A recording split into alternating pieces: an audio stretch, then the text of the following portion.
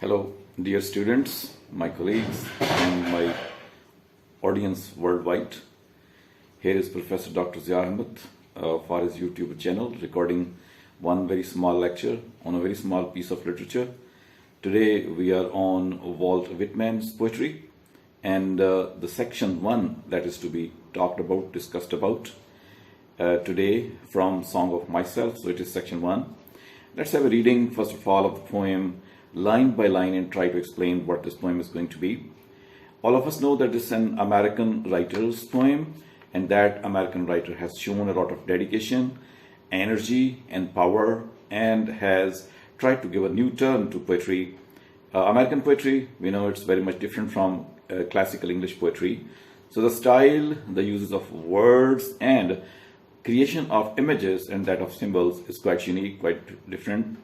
All of us know that this poet is celebrated in USA. He is loved, he is liked, he is appreciated for his poetry. And let's see what are the major reasons for this.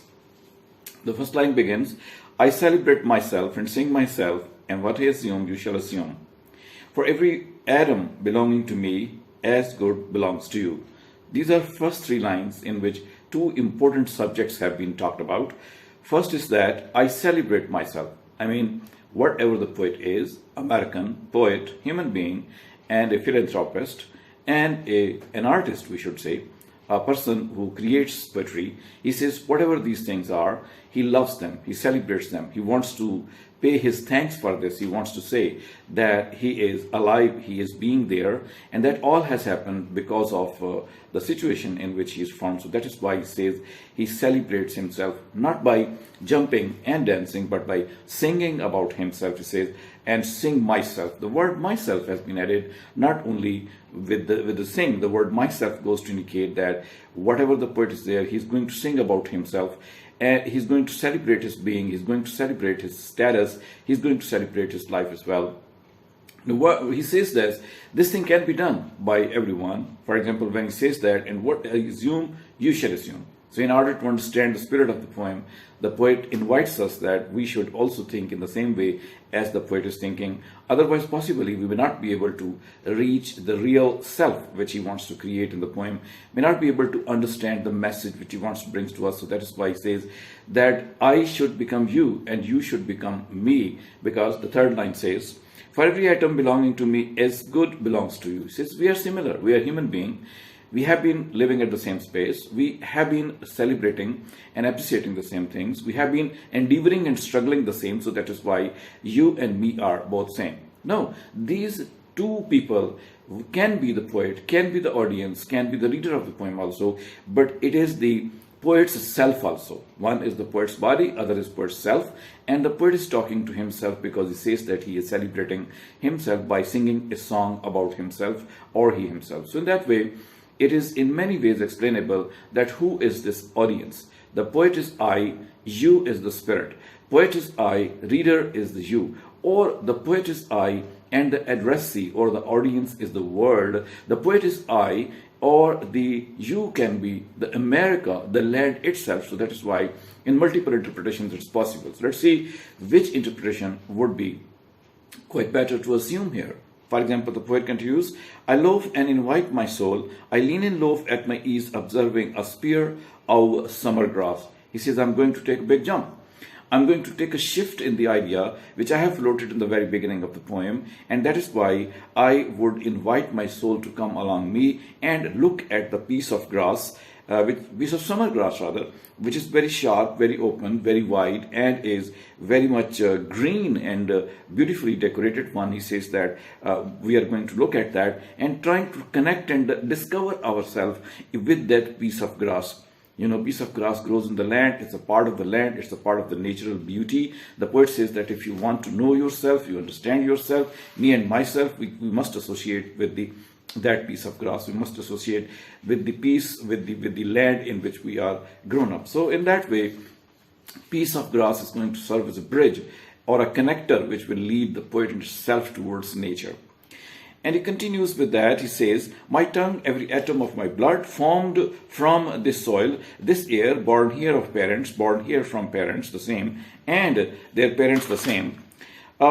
I now 37 years old, in perfect health, begin hoping to seize not till death. The poet says that this land of USA is very important for him because not only he is born there, but also his parents, parents, his grandparents, all are born there. So in that way, he connects himself with the land by saying that the elements with which he is formed, these elements were found in that land, and because of that, these elements have been transferred into his parents and ultimately into himself. So he is the part and parcel of the natural landscape of USA, the land of USA. That is why he says so. He says every atom of his blood, every part of his body, even the air which he breathes comes from America, the land of America. So that is why he says that all of us, the Americans, are made up of that. We are the part and parcel of that. How beautiful the way is to create a connection between nature and the human being. The human being, of course, are the part of nature, but how? That the poet has explained here, that this is the piece of land from where different elements emerge.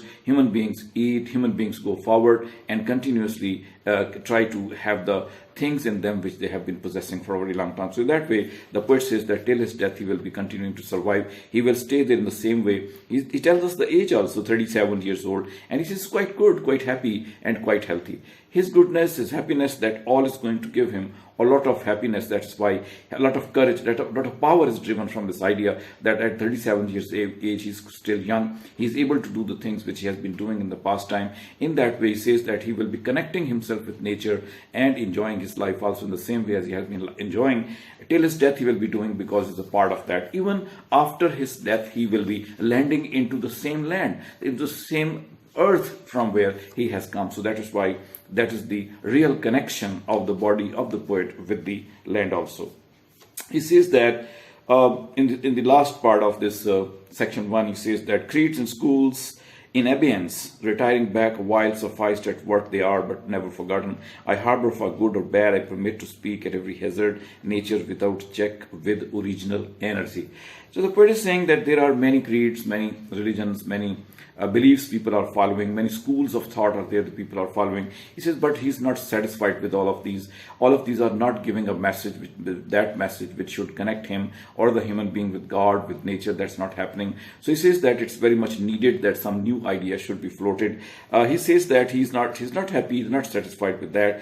And these creeds and schools are also failing up to some extent, he says, but we cannot forget them. We have to be with them. He says he likes them in some way and doesn't like them in some way, and therefore there is good in them also, there's bad in them also.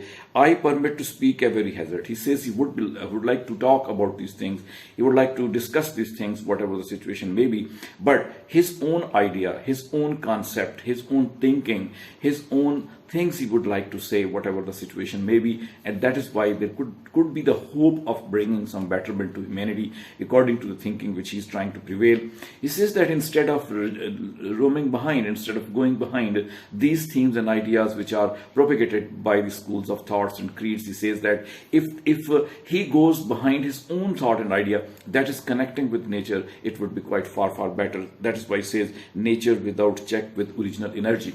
He says he would become a type of energy that cannot be stopped. That's a very good way of showing the power or the kind of intention of the future which he wants to do. So in this way, the whole idea combines itself together in order to suggest that the poet wants to connect with the land which is called USA. He wants to be the part of that. He loves USA, the patriotic one, and he says that if we do so, we are very much happy with that. We will be able to show our love for that, and we will be the most powerful kind of people and original kind of people. This is what with which the poet starts the poem. The poem altogether has, 5 and 4, 9 and then 4 again, 13 lines in section 1 are available, and very single idea has been brought by the poet before us, and it's really very fascinating to understand, to have this type of start that makes us understand the poet is going to start something just in the epic way, that he's going to talk about discover his soul, discover his body, discover the piece of land in which he's present, and in that way the journeys or everything like that which is connected with the epic. So that is the type of modern epic start that has been given by the poet to this piece of poetry.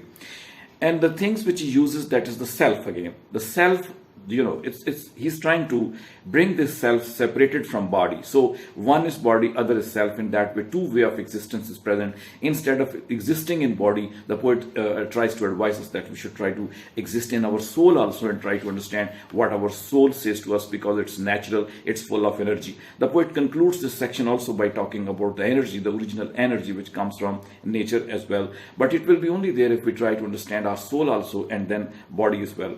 He says we are the part and parcel of the same thing in which we exist, because the air we breathe, the food we eat, all elements and all atoms and everything like that comes from the earth and surrounding of the earth, and that is inhaled and taken in by us. So we become naturally the part of that. How we can go away from that? We need to become the ultimate part of the whole soul of the universe, whole soul of the country, whole soul of the land. So that is the type of idea the poet is trying to float. As I already said, that's going to be a modern American poet, and he therefore not preaches the nature in the same way as Wordsworth did, though the kind of color of Wordsworth, William Blake, or that of Keats, all these things are present there, but not in their fashion. It's just American poetry definitely having a different idea. It's free verse, it's open, it can be discussed, it can be interpreted in multiple ways as well. The poet is able to let us know that it is the duty of every individual to come forward and try to think and believe and make himself the part of nature. Only this is the solution of man's idea, and especially that part of nature which belongs to him, and he belongs to that. And in this case, it's going to be the American land, American landscape. And in general terms, we can say it's the part of the universe, the soul of the universe, or we can say the soul of the earth in which the human being is born. So that is the whole poem. I have tried to give a bit explanation of these lines. If you understand it, feel it better, you may be hitting the subscribe button or the like button and putting some questions as well. With the passage of time, more explanations will be added. This is for students so that they can understand it better. Hope to see you in some other video also. Thank you so much for watching.